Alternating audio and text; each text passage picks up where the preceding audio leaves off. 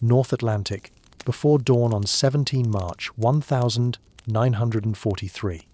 Wind scythes across the decks like a steel wire, and 15-foot seas detonate against the bows of 41 merchantmen, straining west to east in a black procession.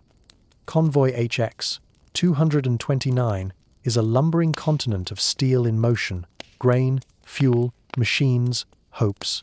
140,000 tons of Britain's survival lashed down beneath tarps, slick with freezing spray. Up on the bridge of the Liberty ship, SS William Eustace, Captain James Bannerman braces himself against the wheelhouse coaming and raises his binoculars into a haze of spindrift that tastes of salt and rust. He doesn't need the glass to know. Somewhere out there, where the night is heaviest, men are listening.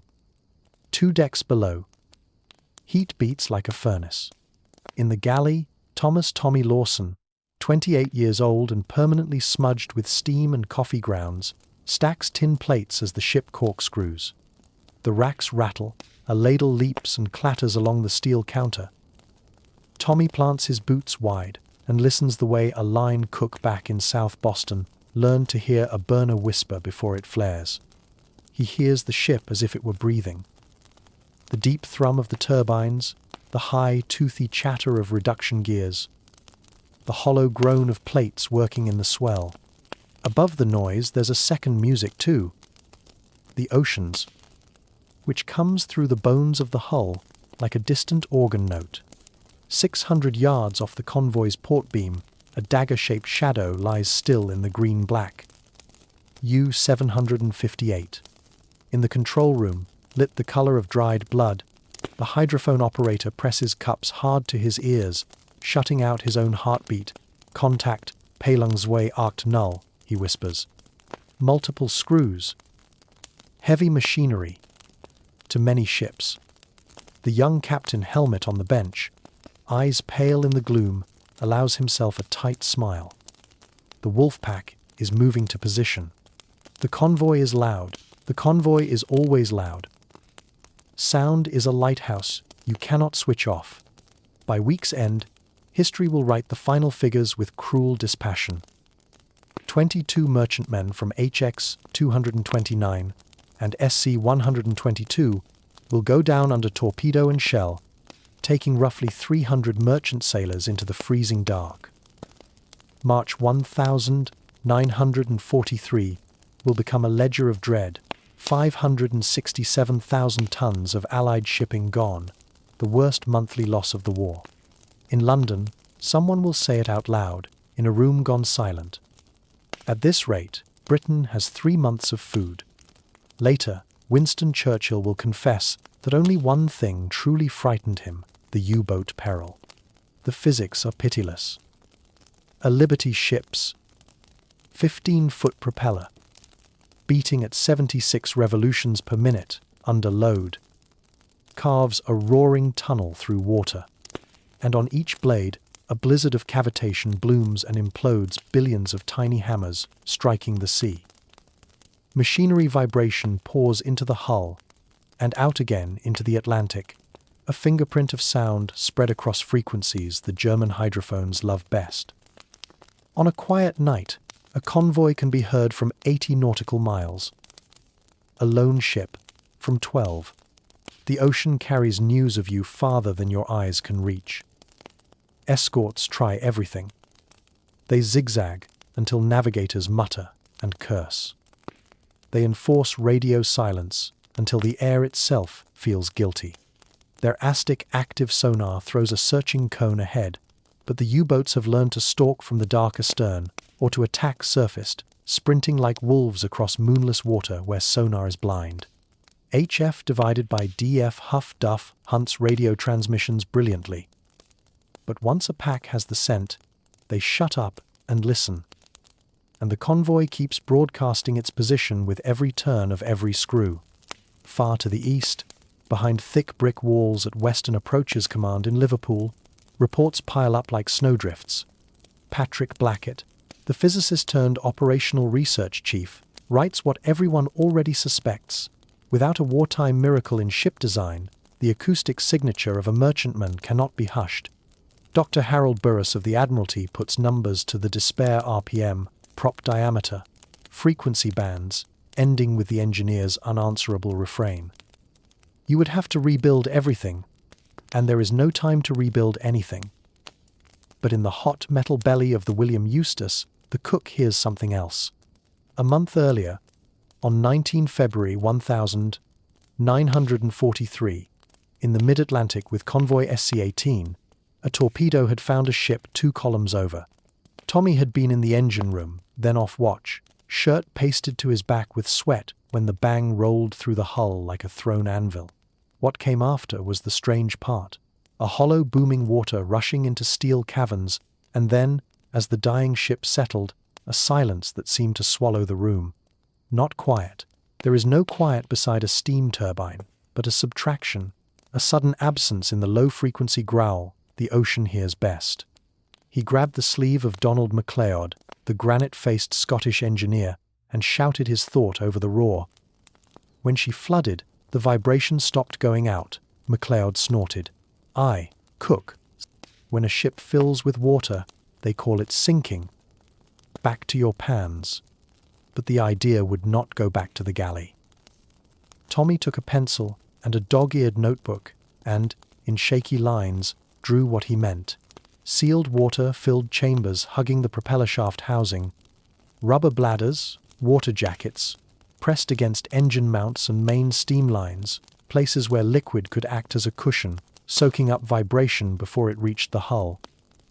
Not flooding the ship, not madness. Masking the ship's voice with the one thing the ocean understands. He showed MacLeod, who laughed once and lit a cigarette. He showed first mate Robert Chen, who called it clever, the way men say dangerous. He showed Captain Bannerman, who listened kindly, and sent him back to the stove with a warning not to get himself killed by curiosity. The Atlantic does not forgive hobbyists. Up on the bridge, Bannerman keeps the convoy in step, steering by the white smudges of stern lights vanishing and reappearing in the spray. He knows that wolf packs don't need to see a convoy to find it. They need only wait and let sound do the work. Like fishermen who know a river by the song of it, he lowers his binoculars and tastes salt. "Hold formation," he says. "Keep your distance. Keep your nerve." Below, Tommy turns a page and sketches again, refining angles, thickening lines, writing little sums in the margins. He's a cook, not an engineer. He left school at 14 to help his mother through the Depression. He signed on to the Merchant Marine at 26, not for glory but for $125 a month, 3 times what he made at the diner on Dorchester Avenue. He doesn't own a uniform that fits properly. His captain's last report used the words adequate and no leadership potential, and yet he heard something the experts did not. Because the experts were solving a problem with the mind. And Tommy Lawson had solved his life with his ears. What he cannot know, in this hour before dawn, is how cruel the arithmetic of the next 6 days will be, or how his single observation might bend that arithmetic like heat bends a mirage. He cannot know that men in London are writing memoranda about propeller redesign and rubber coatings that peel off in salt and drag 3 knots from a convoy, or that the dockyards are howling about cost and time and steel quotas while ships burn along the Greenland airline. He cannot know that somewhere ahead, a U-boat captain is about to begin a diary sequence he will later call the greatest convoy battle of all time. What Tommy does know is that the ocean is a flawless ear, and that the only time a ship stops shouting its name into that ear is when water stands between the machinery and the hull. That is the key that has slipped under everyone's door. Not a better loudspeaker, not a cleverer signal, just a hand placed over the mouth at the right places so the sentence never leaves the room. On the Eustace, the watch changes. Men stamp their feet to wake the blood. Somewhere forward, a boatswain's pipe shrills and vanishes into the wind. The galley quiets. Tommy rinses his hands and dries them on a towel gone grey at the edges. He slides the notebook into his jacket and looks up as the ship rises and falls, as if breathing against the weight of the Atlantic. He has not yet decided what to do about the idea that won't let him sleep. In the control room of U-758, the hydrophone operator frowns and adjusts his set. The convoy's music swells and thins, like a choir losing and finding its pitch. He chalks bearings on a board, already smeared with damp fingerprints. "Contact helt," he says. Contact holds, and the captain nods to the helmsman. The Wolfpack is closing the trap, invisible except for the sound of its patience. On the bridge of the Eustis, Captain Bannerman squares his shoulders against a gust that rattles the signal halyards. Radio silence. He reminds the officer of the watch, though no one has dared touch a key in 12 hours. He looks down the convoy's line, at men who are trying not to think about the cold or the mathematics. Then he looks into the dark again. At the place where he feels eyes, he is a good captain. He does not waste courage on hope, but he knows the difference a single blind spot in an enemy's vision can make. In the galley, Tommy Lawson closes his fist around the pencil in his pocket and makes a decision that will be, by any sane yardstick, foolish. When they reach Liverpool, he will not take his shore leave to drink and sleep off the sea. He will walk into Derby House and ask to speak to someone wearing enough gold braid to get him thrown out of the building. He will try to explain that he has found a way to make a ship whisper. For now, there is coffee to brew and bread to cut, and a sea to cross. The Atlantic roars. The convoy answers with its iron heartbeat. Between them, a cook listens, and an idea hardens into a plan. Liverpool, England, March 1943. Rain slicks the cobblestones of Derby House, headquarters of Western Approaches Command, where the Battle of the Atlantic is fought not with shells but with pencils, maps, and despair. Behind blackout curtains, officers bent over convoy charts trace thin red lines that end abruptly with an X. Each X means another ship gone, another crew unaccounted for, another night of pounding on the table and asking the same impossible question. How do you silence a convoy? For 3.5 years, the Royal Navy has tried everything. In 1941, they armed every escort vessel with ASDIC, an early form of sonar. In calm seas, the device could pick up a submerged U-boat at 2,500 yards, but only if it was directly ahead. German captains quickly learned to attack from the sides or from astern, slipping past the sonar cone like ghosts through light. Worse, ASDIC was useless against surfaced submarines, attacking under cover of night, the very essence of Wolfpack warfare. Then came Huff Duff, the new high-frequency direction-finding system, a miracle of radio triangulation. It could locate U-boats that broke radio silence to coordinate attacks. Admiralty scientists hailed it as revolutionary until they realized that once contact was made, the wolves no longer needed to speak.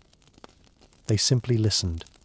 And the convoys, grinding across the Atlantic, kept screaming their position with every revolutions of their propellers. By early 1943, British shipyards had become factories of noise. Each Liberty ship rolled off the line at breakneck speed, built to carry cargo, not stealth. The Admiralty poured $8.7 million, $500 million in today's money, into acoustic research. They hired physicists, mathematicians, and naval architects. They tested hull coatings, engine mount dampeners, and propeller redesigns. Each experiment ended in failure. One by one, the reports grew more resigned.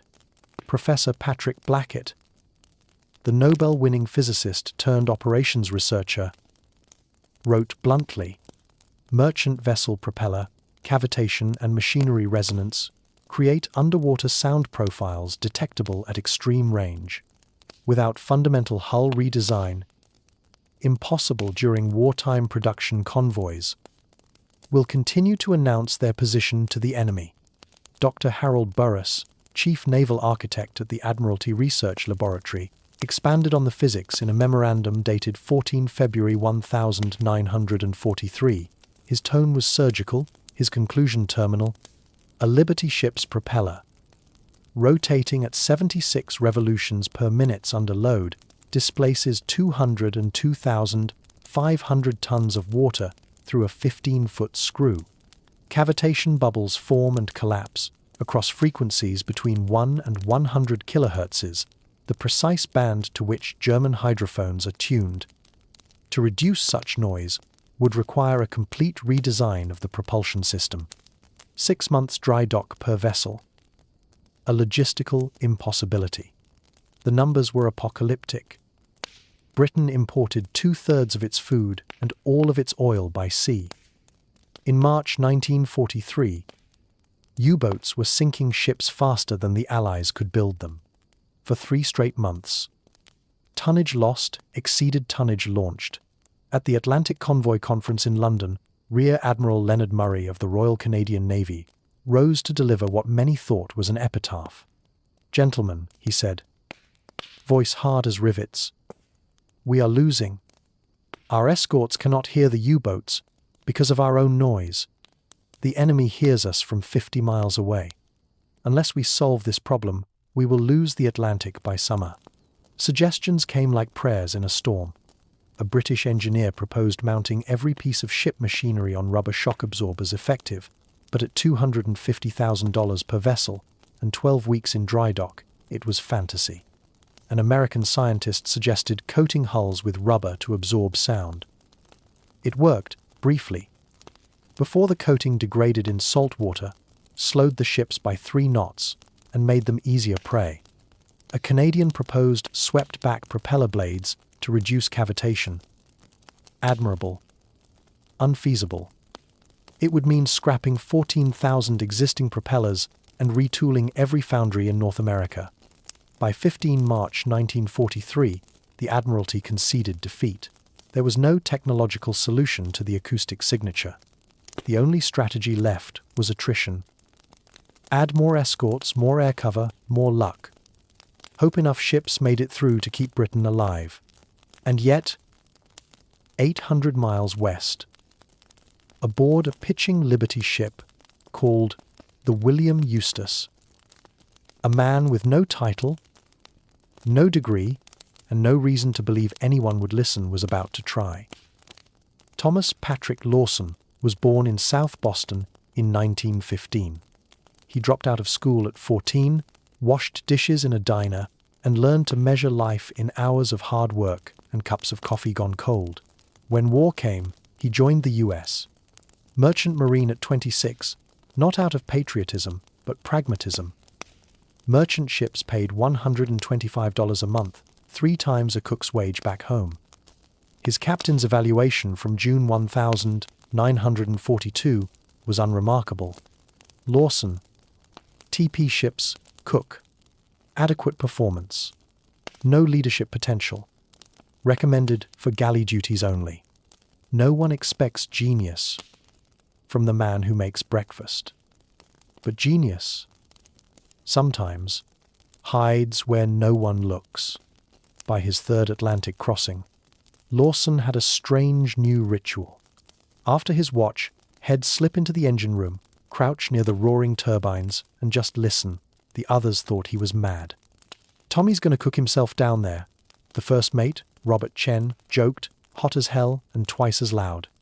But Lawson wasn't listening to the noise, he was listening through it. In the chaos of engines, he heard patterns, pulses, harmonics. To him, the ship wasn't a machine but a voice, a living thing shouting into the sea. And one night, he noticed when that voice stopped. February 19, 1943, Mid-Atlantic, convoy SC-18, alarm bells scream, torpedo port side. The William Eustace heels sharply. Through the steel, Lawson hears the explosion then. Beneath it, something stranger. The dying of a sound. The ship 2 columns over had been hit, and as it filled with water, its mechanical heartbeat faded into a hollow thump, then nothing. Lawson grabs the arm of Donald MacLeod, the grizzled Scottish engineer. "When she floods, the noise it stops," Tommy shouts. MacLeod snarls back over the roar. "Of course it stops. It's sinking." "No, I mean, the vibration stops going out. The water, it muffles it. MacLeod glares. Water in a ship. Cook. Is death. You'd best remember that. But Lawson can't let it go. In the following weeks, he fills pages of a grease-stained notebook. He sketches water-filled chambers around the propeller shaft, ballast tanks pressing against engine mounts, a system to let controlled water absorb vibration, not flooding, dampening. He shows MacLeod, who laughs. He shows Chen, who shrugs. He shows Captain Bannerman, who sighs. Son, leave the engineering to the engineers. Nobody takes the cook seriously. By March 24, 1943, the William Eustace limps into Liverpool for refit. Lawson pockets his notebook and does something no one could predict. Something reckless enough to end his career before it begins. He walks straight into Western Approaches Command, past guards and clerks, demanding to speak to an admiral about U-boats. He doesn't get an admiral. He gets arrested. 2 Royal Navy Shore Patrol officers grab him by the arms in the lobby of Derby House. This is a restricted area. One barks. I have an idea. About convoy noise, Lawson insists. Everybody's got ideas. Move along. Yank. They're marching him out when a voice cuts across the marble foyer. Wait. The man who spoke is Commander Peter Gretton, 29, a career naval officer, eyes sunken from 2 years escorting convoys through hell. He has just returned from convoy ONS 5, where 13 merchant ships were lost in a single week. He's exhausted, angry, desperate, and Hez listening. What did you say about convoy noise? Gretton asks. Lawson explains. The sinking ship that went silent, the theory of water dampening vibration. Gretton crosses his arms, skeptical but curious. That's the most ridiculous thing I've heard all month, he mutters. Water inside a ship is called sinking. Not if you control it, Lawson argues. Small chambers. Around the shaft, against the engine mounts. You're not flooding her. You're insulating her. Gretton opens his mouth to dismiss the American and stops. Say that again. Acoustic insulation. Water absorbs vibration better than air or steel. The commander's expression shifts. Come with me. In that moment, without orders, authorization, or a shred of common sense, 2 men from different worlds begin an experiment that will rewrite the Battle of the Atlantic. Liverpool, March 25th, 1943. Grey rain slicks the dockyards, pooling in the ruts between rail tracks, dripping from cranes that look like rusted skeletons. Steam hisses from winches. The air tastes of oil and salt. Amid the chaos, 2 men walk past Commander Peter Gretton in his naval greatcoat, and behind him, trying to keep up, Thomas Tommy Lawson, merchant cook, carrying a notebook soaked half through with rain. They enter Dock No. 8, where the HMS Sunflower, a tired flower-class corvette, sits high on her keel in dry dock. Welders pause to stare. Gretton doesn't slow down. If this works, he says without looking back, and that's a very large if, well, test it here. Small scale. No one needs to know. De Lawson hesitates. You mean without orders? Gretton stops, turns, and fixes him with a look that could cut steel. Mr. Lawson, if I waited for London's permission, we'd lose another 100 ships before tea. Now, show me your drawings. They duck beneath the hull, the cavernous dry dock echoing with the metallic ring of distant hammers. Lawson opens his notebook, hands trembling slightly. Inside are rough sketches, crude but clear. Cylindrical tanks around the propeller shaft housing, sealed water, filled drums near the engine mounts, rubber bladders to act as dampeners. Hez scribbled notes in pencil. Water absorbs vibration hydrophone cannot detect. Gretton studies the pages. Rain dripping from his cap brim. All right, he says finally. Let's build your madness. Over the next 3 days, an unauthorized experiment begins. The dockyard foreman, a man named Whitby, the Sunflower's chief engineer, agrees to help, muttering about bloody lunatics under his breath. Together, they weld empty oil drums around the corvette's propeller shaft casing. They fill them with seawater, sealing them as best they can. Around the main engines, they pile sandbags to simulate weight, to see if the water's mass can dampen vibration. The result looks ridiculous, like someone's welded a plumber's nightmare to a warship. By nightfall of March 27th, they're ready. The whole modification has been done in secret. No paperwork, no authorization, no naval architect's approval. If Admiralty Command finds out, Gretton will lose his commission, and Lawson will be deported or worse. Still think I am insane? Tommy asks, forcing a grin. Absolutely, Gretton says. Now let's see if you're right. March 28th, 1943 first test. The Sunflower glides down the Mersey River at low speed. A mile away, the submarine Hum's trespasser waits. Her hydrophone operator's ready. The test is simple. If the new system works, the trespasser should hear less noise than usual. On Sunflower's bridge, Gretton watches through binoculars, while Lawson stands by the rail, hands jammed in his coat pockets. Rain spits sideways across the deck. Minutes pass. Then a signal flash blinks from the trespasser, heard you clear as day.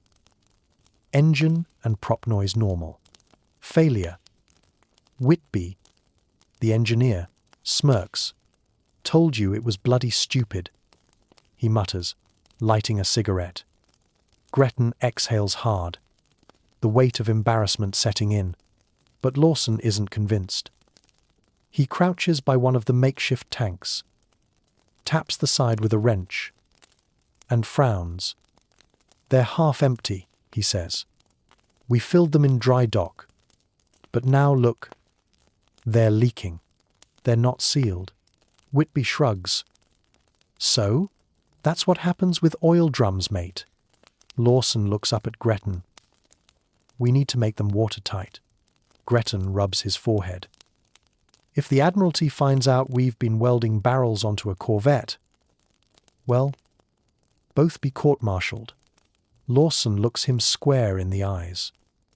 If the Admiralty finds out we're losing 20 ships a week because we're too proud to test an idea from a cook, we'll lose this war. The words, hang there, sharp and quiet. Then Gretton nods once. 3 more days, no more. For 72 hours, they work like men possessed. They cut away the leaking drums, replace them with sealed steel chambers, welded tight. They build rubber-lined tanks, experimental water bladders pressed against the engine mounts, crude, ugly, improvised from spare parts and stolen materials. Gretton writes no logs. Whitby tells his men nothing. Lawson sleeps 2 hours at a time on the deck, his face streaked with grease.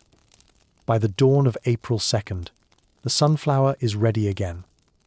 Second, test the turning point. The corvette moves downriver at full power, her twin screws churning grey water, 1,000 yards off. HMS Trespasser submerges, hydrophones active, inside the Sunflower's engine room.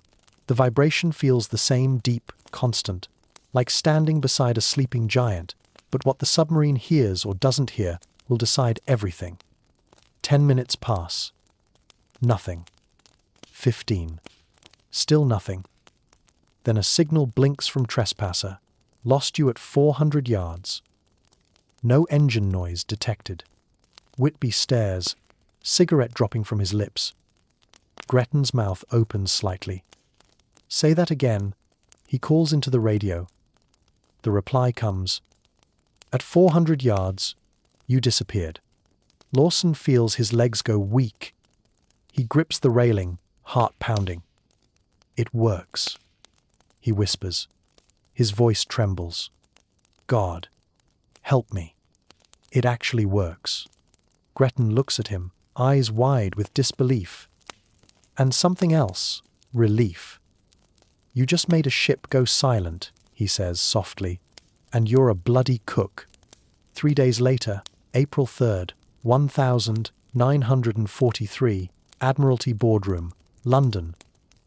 The great oak-panelled chamber. Smells of cigar smoke and damp wool. Around the table sit half a dozen of Britain's most senior officers. Admiral Sir Max Horton, Commander-in-Chief of Western Approaches, Captain Edmund Rushbrook, Director of Naval Intelligence, Dr. Harold Burrus, the same naval architect who had declared quiet ships impossible. At the end of the table stands Gretton, his uniform crisp, his jaw tight, and beside him, awkward in a borrowed jacket, Thomas Lawson. When Gretton begins his report, the room stirs with disbelief. Unauthorized modification to HMS Sunflower, Burrus says icily. Conducted without Admiralty sanction, based on the suggestion of he glances at the papers, a cook. A cook who just reduced our acoustic signature by 97%. Gretton snaps back. The air tightens. Commander, you're out of line. Rushbrook barks. This kind of reckless experimentation could compromise. Compromise what? Gretton interrupts. Our current policy of letting U-boats hear us from 50 miles away? That policy is working brilliantly, sir. Admiral Horton raises a hand for silence. His gaze moves to Lawson. Explain it to me, Mr. Lawson, he says. Plainly. Tommy swallows hard. Every face in the room is older, higher ranked, and utterly unconvinced. But he starts anyway. Sir, every ship's machinery makes vibration. That vibration travels through the hull into the sea. But water absorbs vibration better than air or steel. If you put sealed, water-filled chambers near the propeller shafts and engine mounts, the sound gets trapped. It never reaches the ocean. The U-boats can't hear us. Dr. Burrus shakes his head. Impossible. Water inside a ship's structure compromises stability, causes corrosion. Water in sealed chambers, sir, Lawson interrupts quietly, not flooding. Insulation. We tested it. It works. Rushbrook snorts. One test, in a river, with a friendly submarine. Hardly conclusive. Horton leans back, steepling his fingers. What would it take, he asks, to retrofit a convoy? Admiral, you can't be serious, Rushbrook begins, but Horton ignores him. Gretton answers first. 6 ships, convoy on 184 leaves, Liverpool in 8 days. Give us those vessels. Well, modify them quietly. If it works, well, prove it under fire. And if it doesn't? Burrus asks. Then ill spend the rest of the war commanding a minesweeper in the Orkneys, Gretton replies. The Admiral turns to Lawson. Mr. Lawson, I don't know if you're a genius or a madman, but we're desperate. Don't make me regret this.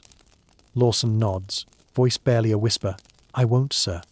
Liverpool Dockyards, April 11th to 18th, 1943. 6 merchant ships are chosen for the experiment. SS Daniel Webster, SS James Herod, SS John Davenport, SS Samuel Eliot, SS Benjamin Key, and Lawson's own ship, SS William Eustace. Teams work day and night under tarps, welding steel cylinders around propeller shafts, installing rubber bladders near the engines, filling the systems with seawater until the ships gain about 18 tons each. The process takes 64 hours per vessel, crude but revolutionary. To skeptics, it looks like madness. Plumbing welded to a Liberty ship, but the numbers speak louder than mockery. Before modification, a Liberty's acoustic signature could be detected at 11.7 miles. After, just 0.4 miles, 29 times quieter. Lawson stands on the dock as the final welds cool. Sparks shower into the dark, glowing like tiny suns. He wipes his hands on his coat and looks across the line of ships, rocking gently in their berths. To anyone else, they look ordinary. To him, they sound different. They sound like hope. In 8 days, they'll put that hope to the test, out there, in the Wolfpack's hunting ground. April 22. 1943 Liverpool, England, grey morning. The dockyard air smells of diesel and wet rope. 6 Liberty ships, their hulls streaked with salt and oil, wait quietly beside Pier Head. They look ordinary, weathered, anonymous, part of another convoy formation bound for Halifax. But beneath their steel bellies lies something new, something no one else in the world has tried. Water-filled acoustic dampening chambers, welded in secret, tested in silence. Convoy on 184 will sail within the hour 43 merchant ships in 9 columns, escorted by 6 corvettes and 2 destroyers. Somewhere in the Atlantic, 37 German U-boats are waiting, stretched across the mid-ocean gap like a noose. The men on the pier don't know that this convoy is bait in an experiment. Standing among the dock workers, Commander Peter Gretton scans the row of ships. He looks like a man pretending not to be terrified. Beside him, Thomas Tommy Lawson adjusts his coat collar against the cold wind. He's not wearing a uniform, just an old navy sweater and a borrowed duffel coat. 6 ships modified, spread across the convoy. Gretton says quietly, checking his clipboard. 2 on the port flank, 2 starboard, 2 center column. If the theory holds, they'll vanish on the U-boat's hydrophones. And if it doesn't? Tommy asks. Gretton slips the clipboard under his arm. Then at least, well, go down, quietly. They both smile at that, the kind of brittle smile that hides exhaustion. When the whistle blows, the tugs pull the first ships from the quay. Diesel smoke drifts across the Mersey. Men wave from the decks, unaware that they carry the most important acoustic experiment in naval history. From the shore, Lawson watches the William Eustace drift into line. For the first time, he's not thinking about the galley or the Atlantic's endless grey. He's thinking about sound, the invisible current that has killed thousands of sailors, and maybe, just maybe, how to silence it. As the convoy fades into the mist, Gretton turns to him. "If this works, Mr. Lawson," he says softly, "they'll write songs about you." Tommy shakes his head. "Just make sure they get home first." Mid-Atlantic, April 25, 1943, 2:14 hours. The ocean is black glass under a moonless sky. The convoy pushes through heavy seas, 9 columns of moving shadows, the low throb of engines carried through the hulls like a heartbeat. On the bridge of the U-264, Captain Lieutenant Hartwig looks, sits with his hydrophone operator, Obersteuermann Cleon, deep below the surface. Contact bearing 290. Cleon whispers, pressing the headphones tighter. Convoy sounds, fading. Intermittent. Intermittent? Looks frowns. That's impossible. Either you hear a convoy or you don't. Cleon hesitates. Some ships are clear 40 kilometers. Others disappear at 5. Looks orders the boat to periscope depth. Through the scope, faint silhouettes emerge, dark towers and hulls, sliding against the horizon. The convoy is there, but the hydrophones tell a different story. He listens again. He can count only 27 ships. 16 are missing from the sound profile. He rechecks his bearings. No error. The ocean itself seems to have swallowed them. Looks, brows draw together. Strange, he murmurs. They vanish and reappear. Ghosts. He makes a decision, pragmatic, deadly, but fateful. Target only what we can hear clearly. In the silence of the control room, torpedoes slide into their tubes, The U-boat moves into position, blind to the ships that are already invisible. April 26, 27, 1943. The Wolfpack strikes. Across 600 miles of ocean, west of Ireland, Wolfpack Group Mise descends upon convoy on 184. Over 18 brutal hours, torpedoes find their marks. 9 merchant ships are hit. Flames rise through fog. Men scramble into lifeboats amid wreckage. The sea, as always, is impartial. But in the convoy's chaos, one pattern emerges. None of the 6 modified ships are touched. The hydrophones aboard the attacking U-boats pick up the same haunting anomaly. Pockets of silence. The whole sections of the convoy vanish acoustically.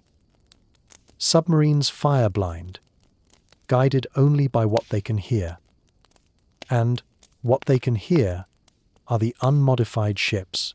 By the time the attacks end, 43,000 tons of cargo lie on the seabed. But the Daniel Webster, James Herod, John Davenport, Samuel Eliot, Benjamin Key, and William Eustace, the 6 ships fitted with Lawson's liquid acoustic dampening, emerge untouched. Not a single one takes a torpedo. Not one. May 7, 1943. New York Harbor. Convoy on 184 limps into port, hulls battered, crews exhausted. Dock hands, throw lines. Medics wait with stretchers amid the crowd of survivors. Stands Commander Gretton, eyes hollow but burning with conviction. He clutches a telegram stamped top secret. Modified vessels showed 0 enemy engagement, despite comparable positions within convoy formation. Acoustic dampening effective under combat conditions. Recommend immediate fleet-wide implementation. At that moment, a message crosses the Atlantic to Admiralty House, London. The impossible problem has been solved, not by a physicist, not by a naval architect, but by a cook. Admiralty Boardroom, May 12, 1943. The war room is filled with cigarette smoke and disbelief. Charts cover the walls, red pins marking sunken ships, blue pins marking convoys saved. At the head of the table, Admiral Sir Max Horton reads the report again, lips pressed tight around him. The Admiralty's finest minds argue in low voices. It must be coincidence, says Dr. Burris. A statistical fluke. No fluke, Gretton replies, his voice low but steady. We've run the numbers twice. U-boat hydrophone detection range before modification, 11.4 nautical miles. After modification, 0.6 miles. A reduction of 95%. Burris shakes his head. Absurd. A ship that silent is alive.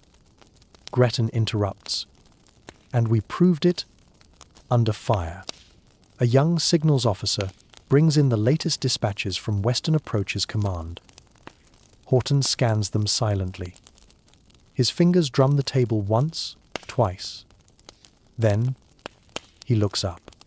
Implement it, he says simply. The room freezes. Admiral Burris starts. You heard me, Horton says. Every convoy, every dockyard. I don't care if you have to weld bathtubs around the engines. Make them quiet. He turns to Lawson, standing awkwardly near the back. Mr. Lawson, Horton says, voice softening, what do you need? Lawson swallows. Steel. Time. And trust. Sir. Then you have all 3, Horton replies. Now go and silence the Atlantic. Liverpool, June 1943. Work begins immediately. In every dockyard, from Halifax to Belfast, welders swarm over merchant hulls, fitting crude but effective steel water tanks around propeller shafts, installing rubber-lined bladders against engine mounts. The technique spreads like wildfire. A rumor, a miracle, a desperate kind of hope. At first, naval engineers scoff. They call it Lawson's plumbing. But when the first fleet-wide tests confirm the results, when hydrophone stations record convoys vanishing from sonar range, no one laughs anymore. May 24, 1943. The German Naval War Diary, in his headquarters at Kiel. Grand Admiral Karl Donitz writes by lamplight. The enemy has achieved technical supremacy in acoustic detection. Convoys have become nearly invisible to hydrophones. Surprise attack is no longer possible. The old certainties have vanished. That month will be remembered forever as Black May. The hunters have become the hunted. London, June 1943. In a quiet room of the Admiralty, a file is opened under a new classification, Project Lawson. Commander Gretton signs the top sheet. Below his signature is another, hesitant but firm. Thomas P. Lawson, civilian consultant, merchant seaman, cook. He's never seen his name on official paper before. He studies it a long time before handing the pen back. "Do you realize," Gretton says, smiling faintly, "that you may have just changed naval warfare forever?" Tommy shrugs. "All I did was listen." That night, London sleeps a little easier. Across the Atlantic, convoys move again through calmer waters. The ocean, once a predator's ear, is learning silence. And in a rented room above a Liverpool pub, a tired cook sits by the window, watching the rain fall, the pages of his notebook open before him. The words are simple, written in his neat block hand. Noise is death. Silence is survival. He closes the notebook. The idea that began with a single sound, a dying ship's heartbeat, fading into nothing, has become a shield for thousands. In the war's cold arithmetic, silence has become the loudest victory of all. North Atlantic, April 25, 1943, 2:47 hours. The sea is black as oil and colder than steel. Waves break under a moonless sky, lit only by the phosphorescent streaks trailing from the propellers of 43 merchant ships. Convoy on 184 is 3 days out from Liverpool, grinding westward through gale and fog.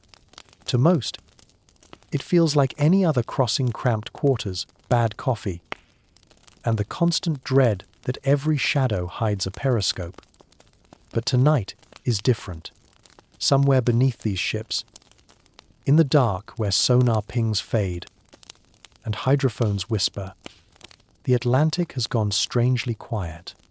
Aboard the U-621, Captain Lieutenant Walter Herman stares at the flickering dials of his hydrophone console. "Verdammt," he mutters. The contact keeps breaking. His sound operator frowns, twisting the dial again. Multiple propeller screws, heavy engines, but intermittent. Some clear, others gone. "How gone?" Herman asks. "Completely, Herr Kallion. As if they aren't there at all." Across 200 miles of ocean, other submarines in Wolfpack Group Meisey report the same anomaly. Convoy on 184 should sound like thunder under the sea. Dozens of hulls, each one roaring through the water like a freight train. But to the listening ears of 37 U-boats, the convoy sounds fractured, ghostly. 6 ships have vanished from the ocean's hearing. No one knows it yet, but those 6 ships, Daniel Webster, James Herod, John Davenport, Samuel Eliot, Benjamin Key, and William Eustace, are Tommy Lawson's ships. On the bridge of the William Eustace, the night air tastes of diesel and brine. Captain James Bannerman peers into the blackness, scanning for the faintest ripple of phosphor or the flash of a torpedo's wake. Behind him, the helmsman grips the wheel with white knuckles. Down below, in the galley, Tommy Lawson sits at the mess table, too restless to sleep.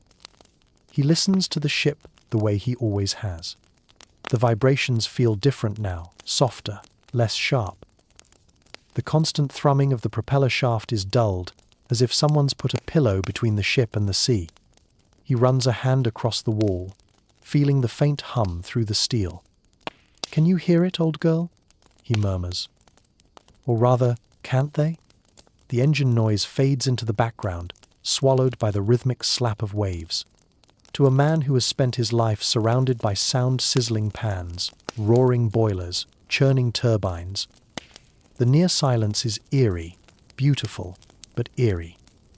3:20 hours. Deep below the waves, U-264, commanded by Captain Lieutenant Hartwig Lux, glides through the dark. His soundman adjusts the hydrophones again, then freezes. "Convoy bearing 310, he whispers. But partial contact. I hear maybe 27 ships. Lux stiffens. There should be over 40. Check again. 2. I have, Herr Kaleon. The others, they're invisible. Lux narrows his eyes. He's been hunting convoys for 2 years. He knows the rhythm, the frequencies, the way different hulls speak through the sea. But this is new. Maybe it's a trap, the first officer suggests. No, Lux says. It's something else. Some ships are silent. He listens again. It's true. The ocean hums with partial noise clusters of propeller beats fading into emptiness, as though entire columns of the convoy have dissolved into mist. He decides not to risk blind shots. "Fire only on the loudest signatures," he orders. "If we can't hear them, we can't hit them." Surface 4-5 hours. The first torpedoes strike. Explosions bloom orange across the night. The freighter SS Oronce takes a hit on her starboard side. Split open like a tin can, SS Thistlemount erupts in flames moments later. Men leap into the freezing dark. Searchlights snap on. The escorts roar into action. But amidst the chaos, the 6 modified ships glide unmolested through the storm. U-boats fire where the sound is loudest, the old, unmodified hulls unaware that the quieter vessels are slipping by, undetected, just a few hundred yards away. From the bridge of the William Eustace, Bannerman watches burning ships vanish into the mist. He can't make sense of it. The convoy's center columns where his ship sails should be easy targets. Yet the torpedoes keep striking elsewhere. Why are they missing us? His first mate whispers. Bannerman doesn't answer. He just glances at Lawson, standing near the door, pale in the glow of the emergency lamps, and for the first time, the captain's eyes hold something new respect. Morning, April 26. The convoy regroups under grey skies. Smoke trails drift across the horizon where ships once were. Of the 43 that left Liverpool, 9 are gone. But the 6 modified ships are still afloat, untouched. Commander Gretton, aboard the escort corvette HMS Snowflake, receives the casualty reports via signal lamp. He unfolds a damp sheet of paper, reading each name aloud. His face hardens when he reaches the end. "None of the modified vessels were hit," he says softly. "Not one." He orders a coded telegram sent to London immediately. Experimental dampening vessels survived engagement. All unmodified targets within same formation attacked. Acoustic dampening confirmed effective under combat conditions. Recommend immediate fleet-wide implementation. When he signs his name at the bottom, his hand shakes not with fear, but with relief. Admiralty House, London, May 12, 1943. The war room hums with a different kind of energy. Charts of the Atlantic cover every wall. Strings connecting convoy routes, U-boat patrol lines, and new notations marked in blue chalk. Dampened vessels, no losses. Admiral Sir. Max Horton reads the report for a third time. His usually cold face breaks into a small, incredulous smile around him. Officers argue quietly. Logistics, steel, cost, time. But Horton waves them off. "Gentlemen," he says, "this is the turning point. I want every ship we can reach fitted with Lawson's system immediately." "But Admiral," one officer objects. "The resources mean nothing if the ships don't make it home," Horton snaps. "We can't win the war if Britain starves." He looks to Gretton. "You've done enough field work, Commander. Take a rest." Then, turning to Lawson, still awkward, still uncertain of his place among uniforms, Horton adds, "Mr. Lawson, I hope you understand what you've accomplished." Tommy shakes his head. "No, sir. I just heard something everyone else missed." Horton nods. "And that's why you won us the Atlantic." June 1943, the tide turns. Within weeks, the Lawson system spreads across the Allied fleet. Dockyards in Halifax, Glasgow, and Belfast work around the clock, welding steel acoustic chambers around propeller shafts, fitting rubber bladders against engines, and flooding them with seawater. The results are immediate and astonishing. Before modification, U-boats detect convoys from 11.4 nautical miles. After 0.6 nautical miles. Average convoy losses fall from 31% to 4.7%. U-boat losses quadruple the wolf packs. Once the predators of the Atlantic are suddenly blind, they blunder into Aztec range, stumble into radar detection, and die in droves. May 1943 will be remembered as Black May. 41 U-boats are sunk in a single month, a quarter of Germany's operational submarine fleet. The convoys, once the hunted, now move under the cover of near silence. And somewhere in Boston, a mother receives a letter she never expected. "Your son, Thomas Patrick Lawson, has rendered invaluable service to the Allied cause. His contribution to naval warfare will save countless lives." She reads it 3 times, then folds it carefully and tucks it into her Bible. Liverpool Dockyard, late June 1943. The William Eustace prepares for another run. Bannerman shakes Lawson's hand before boarding. "You've made my ship the quietest in the Atlantic," he says. Lawson smiles. "Let's hope the ocean's still listening." Bannerman grins. "That's the beauty of it, son." It isn't.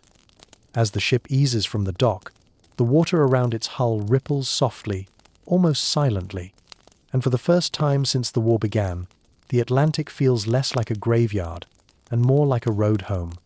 May 24th, 1943, Black May.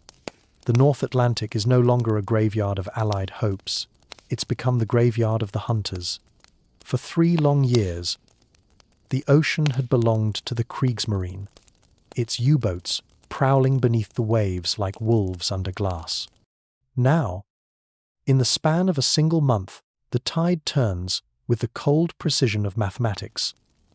41 German submarines lie shattered on the seabed. 58 merchantmen lost less than 2/3 of the toll in March, and buried in the pages of a classified Admiralty report. A single line reads, "Merchant ships fitted with water-based acoustic dampening suffered 0 recorded losses during convoy operations. The miracle has a name now, Lawson's system. London Admiralty House." In the map room, under the dim hum of fluorescent lamps, Admiral Sir Max Horton studies the newest Atlantic tonnage graphs. For the first time since 1940, the blue line of Allied production climbs above the red line of losses. Horton's cigar burns low as he murmurs, "We've done it. We've broken the wolf pack." A clerk enters with a telex. An excerpt from Gross Admiral Karl Donitz's own war diary, intercepted through intelligence channels. Horton reads it twice, a faint smile forming. The enemy has achieved technical superiority in sound concealment. Convoys have become nearly invisible to hydrophone surveillance. Surprise attack is no longer possible. The old certainties have vanished. He folds the note carefully, as though it were something sacred. "Gentlemen," he says to his officers, "the ocean has gone quiet." Kiel, Germany U-Boat Command, HQ, the same day, Grand Admiral Dönitz slams his fist on the map table. "What do you mean? Invisible?" he demands of his senior acoustics officer. The man stammers, "Sir, our hydrophones cannot isolate their convoys. It's as though the sea itself swallows the sound." "Rubbish," Dönitz growls. "Every ship makes noise."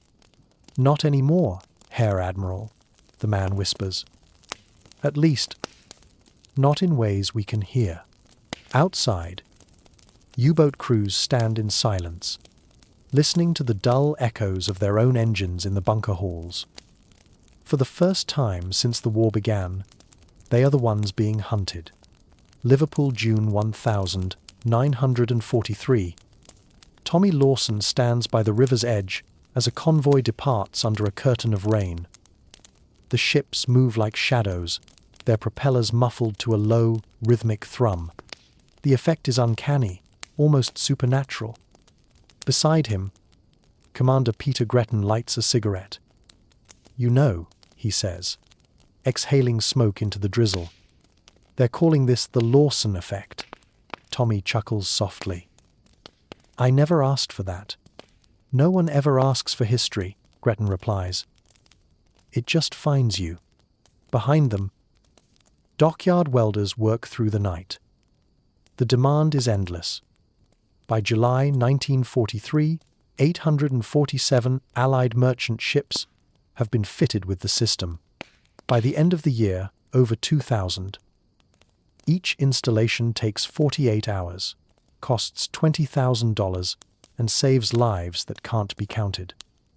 The numbers speak for themselves. Before March 1943, after May-July 1943. Average U-boat detection range 11.4 nautical miles, 0.6 nautical miles. Convoy loss rate 30. 1%, 4.7%. Average U-boat losses per convoy 1, 2, 4, 8. Merchant tonnage sunk per month 560, 7,000 tons, 92,000 tons. The ocean has changed sides. Boston, Massachusetts, autumn 1943. In a small apartment above a diner in Dorchester, Tommy's mother receives a letter stamped with the Admiralty's seal. The typewritten words are formal, detached, British to the bone. "Your son, Thomas Patrick Lawson, has rendered exceptional and unrecognized service to the Allied cause. His contribution to naval warfare has directly preserved the lives of thousands of seamen." She reads the letter 3 times before tucking it into the family Bible. When the local paper later asks for an interview, she smiles and says, "My Tommy? He was always good with pots and pans. I didn't know head-silent submarines." November 1943, the turning of the tide. The Battle of the Atlantic, once a slow-motion slaughter, transforms almost overnight. With radar, long-range aircraft, escort carriers, and now acoustic dampening, the convoys become ghosts, moving through fog. German crews whisper about silent convoys, ships that vanish from sonar and appear only when it's too late. A surviving hydrophone operator from U-954, captured after his submarine is sunk on May 19, 1943, tells his interrogators, "We could not understand. Sometimes we heard convoys far away. Other times, nothing until they were right above us. It was as if the ocean had gone deaf." The Allies begin to call it what it is. The Great Quiet, post-war London, 1945. The war in Europe ends in May. When the Atlantic finally goes still for good, the Admiralty begins the long, bureaucratic ritual of closing its files. Somewhere among the mountain of reports, requisitions, and casualty lists. There's a memo signed by Admiral Horton. Among the innovations that secured victory in the Atlantic radar, Huff-Duff escort carriers, none proved so elegantly simple or immediately effective as Lawson's acoustic dampening. His insight bridged the gap between science and instinct. The ocean itself became our ally. In June 1945, in a quiet ceremony at the Admiralty, Tommy Lawson receives the British Empire Medal. He wears a borrowed suit 2 sizes too big. When a reporter asks for a photograph, he politely declines. "I didn't win the war," he says. "I just made the ships a little quieter." The medal catches the afternoon sun, but Tommy seems almost embarrassed by it. Post-war America, 1947 to 1991. He returns home to Boston, opens a small diner in Dorchester, and never speaks publicly about his wartime work again. To the regulars, "Here's just Tommy the cook, the guy who makes the best clam chowder in Suffolk County." When the New York Times requests an interview in 1947, he writes back, "I only noticed something and mentioned it. Other people did the real work." For the next 40 years, he lives quietly, marries, raises 3 children. In 1978, a British naval historian tracks him down for a book about convoy innovations. It's only then that his wife learns the full story. When Tommy Lawson dies in 1991, aged 76, his obituary in the Boston Globe reads simply, "Thomas P. Lawson, retired restaurant owner and merchant marine veteran. No mention of the invention that saved thousands. No mention of the system still used, in evolved form, by modern navies around the world.